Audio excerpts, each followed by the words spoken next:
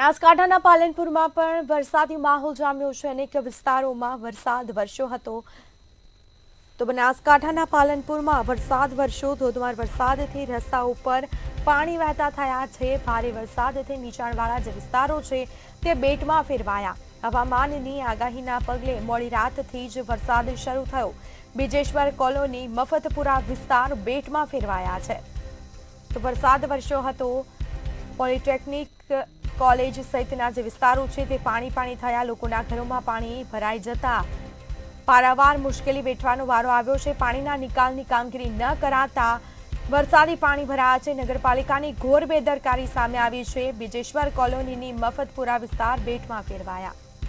સંવાદદાતા Ramesh Patel phone line પર જોડાયા છે। જી, બનાસકાંઠાના પાલનપુરમાં અવિરત વરસાદને પગલે ક્યાંક વરસાદી પાણી ભરાયા છે। લોકોને મુશ્કેલી વેઠવાનો વારો આવ્યો છે ને પ્રી મોન્સૂનની કામગીરી પર સવાલ ઉઠ્યા છે। હાલની પરિસ્થિતિ કેવી છે?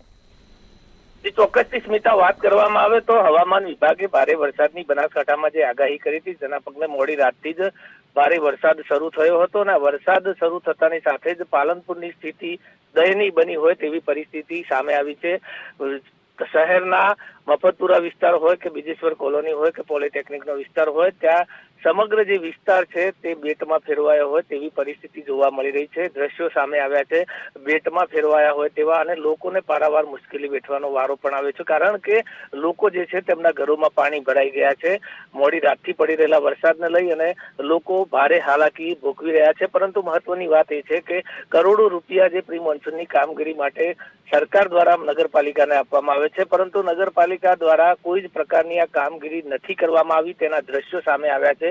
એટલે કે લોકોને નગરપાલિકાની બેદરકારીને લઈ અને હાલાકી ભોગવવાનો વારો આવ્યો છે। સ્મિતા, બિલકુલથી તમામ જાણકારી આપવા બદલ આપનો આભાર।